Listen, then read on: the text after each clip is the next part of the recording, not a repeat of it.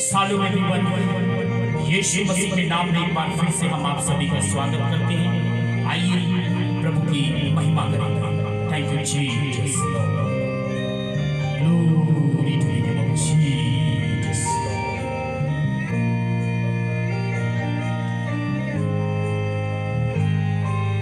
तेरे प्यार ने मेरा जीवन बदल दिया, तेरे प्यार ने मेरा जीवन बदल दिया। जिंदगी सूनी थी, तूने आनंद से भर दिया। जिंदगी सूनी थी,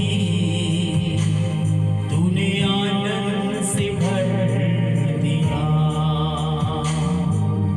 ओ शबरादना ग्रदरोलो शिक्रियानी नमममरे रलबसाया मममो। जो कोई भी हमारा नाम लेके यदि हमारे विरोध में बात करता है या हमारे बरखिलाफ कोई षड्यंत्र योजना बनाता है, उनके ऊपर तेरा घातक तीर आने पाए। यहोवा उनके ऊपर तेरा हाथ आने पाए। हर एक जबान शांत की जाए। Thank you, Jesus। और वो जाने कि तेरे अभिषेक के खिलाफ में बोलने का परिणाम क्या होता है। Thank you, Jesus। चाहे तूने मुझे अनंत प्रेम से, चाहे तूने मुझे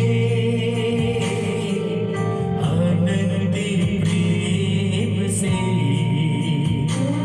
जिस ठुकरा दिया सबने उसे तूने अपना दिया। जिस ठुकरा दिया सबने उसे तूने अपना दिया। तेरे प्यार ने मेरा जीवन बदल दिया। आज दुनिया के अंदर सबसे ज्यादा हम इस बात को देख सकते हैं, प्रेम विवाह, लव मैरिज, लव अफेयर। और भारी मात्रा में आज दुनिया के अंदर लव अफेयर पाया जाता है। और किसी ने कहा है कि प्रेम जो है वो लोगों को अंधा कर देता है, ब्लाइंड हो जाता है और उसको कुछ सूझता नहीं है, उसको कुछ समझ में नहीं आता। क्या पवित्र बाइबल प्रेम विवाह करने की इजाजत देती है? परमेश्वर का वचन इस प्रेम विवाह के बारे में क्या कहता है? आज नौजवान लड़के और लड़कियां लव मैरिज के लिए प्रेम विवाह के चक्कर में जीने मरने की बात करते हैं कि हम मर जाएंगे, अपने आप को हानि कर पहुंचा लेंगे। आइए, परमेश्वर का वचन मुझसे और आपसे इस विषय में क्या कहना चाहता है। विवाह के पहले प्रेम संबंध ना बनाए। आज बहुत ज्यादा ये हो रहा है। विवाह के पहले चूमा चाटी, घूम घुमैया, रेस्टोरेंट बाजी, चिपकना, गले लगना, किस करना, झपकी पाना, ये सब कुछ विवाह से पहले ही चल रहा है। और जो कोई ये प्रेम विवाह करता है, विवाह से पहले ये सारे काम करते हैं, परमेश्वर की नजर में ये घृणित काम है। उसके बाद आप विवाह करते हैं तो कोई फायदा नहीं है, क्योंकि परमेश्वर ऐसे विवाह को पसंद नहीं करता। इब्रानियों 13:4 में लिखा है, विवाह सब में आदर की बात समझी जाए। आज लड़कियां भी अपने आप को बर्दाश्त नहीं कर पाती, लड़के भी अपने आप को बर्दाश्त नहीं कर पाते, एक दूसरे को अपना अपना घर वालों को पता ही नहीं रहता और जोड़ा बना लेते हैं और बस आपस में ही प्रॉमिस कर लेते हैं, आपस में ही बातें कर लेते हैं कि हम तेरे बगैर नहीं रह पाएंगे। वो कबूतरी कहती हम तेरे बगैर नहीं रह पाएंगे। लेकिन परमेश्वर की दृष्टि में, परमेश्वर की नजर में ये घोर पाप है। विवाह सब में आदर की बात है। नीति वचन 18:22 में लिखा है, जिसने विवाह किया उसने उत्तम पदार्थ पाया, लेकिन जो भाग भोग के लेके आता है, भाग भोग के अपनी मर्जी से शादी कर लेता है, परिवार वालों की सहमति से विवाह नहीं कर पाता, वो परमेश्वर की नजर में घृणित माना जाता है। घृणित। परमेश्वर के वचन में लिखा है, पहला कुरिन्थियों उसकी 7:1 और 2 में, कोई पुरुष स्त्री को ना छुए और कोई स्त्री पुरुष को ना छुए, लेकिन व्यभिचार के डर से हर एक पुरुष की अपनी पत्नी हो और हर एक स्त्री का अपना पति होना चाहिए। विवाह से पहले परमेश्वर का वचन कहता है कि हमें छूना भी नहीं चाहिए। और यहाँ तो लोग किस भी कर डालते हैं, सेक्स भी कर डालते हैं, शारीरिक संबंध भी बना डालते हैं और बाद में फिर कहते हैं हम शादी करते हैं। तुम्हें क्या लगता है परमेश्वर की आंखों में लकड़ी का चश्मा है? परमेश्वर को दिखता नहीं है? जिस दिन तुम न्याय सिंहासन के सामने खड़े होगे, परमेश्वर तुम्हारा न्याय करेगा। समझ में नहीं आता है। नीति वचन 30:18-19 में लिखा है, कन्या के साथ पुरुष की चाल समझ में नहीं आती है, अपनी मर्जी की कर लेते हैं, आपस में पसंद कर लिया, घर वाले माने तो माने, नहीं तो चंडीगढ़ भाग जाते, वहां कोर्ट मैरिज में कर लेते हैं शादी करके और कहते हैं आज से हम पति और पत्नी, और घर वाले रोते रह जाते हैं, तड़पते रह जाते हैं।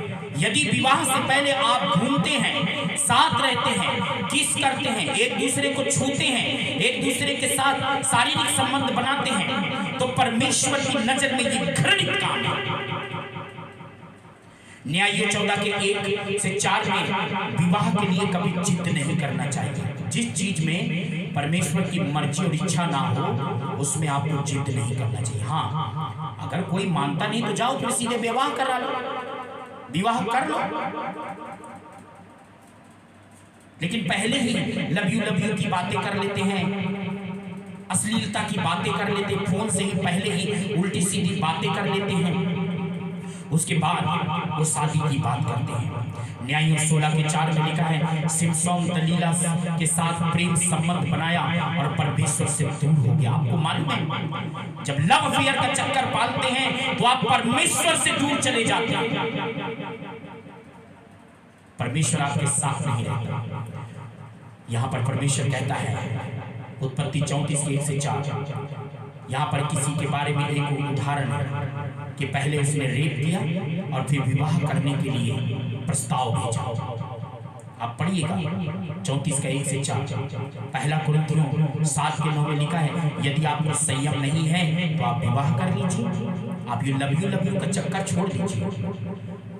दूसरा सामुएल 13:1-20 में अम्नोन के बारे में लिखा है, अम्नोन ने अपनी बहन से इतना ज्यादा प्यार करने लगा, उसको देख के मोहित हो गया और बीमार का नाटक बना लिया, अपने आप को बिल्कुल ऐसा वो उसने बना लिया और बहाने से कहता है कि मेरी बहन तमार मुझे रोटी बना के खिलाए तो मैं ठीक हो जाऊंगा, और कोठरी में ले जाके अम्नोन तमार के साथ व्यभिचार कर डालता है।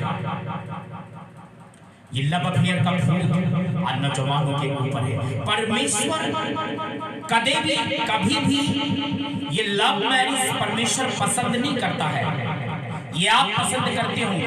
भगा भूगों के ले जाने का काम आप ही का है, भाग भूग के भगोड़ों का जैसे जीवन जीने का काम आप ही का है, ये परमेश्वर का नहीं है।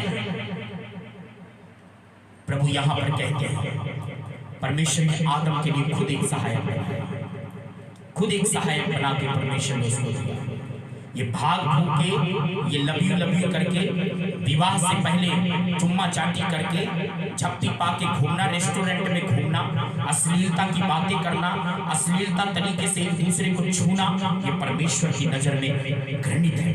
वेट करो, आपका जीवन साथी कहीं ना कहीं परमेश्वर ने रखा है। यदि कोई भी लव अफेयर के चक्कर में पड़ा हुआ है तो आज परमेश्वर आपको बाहर निकलने के लिए मौका देता है। God bless.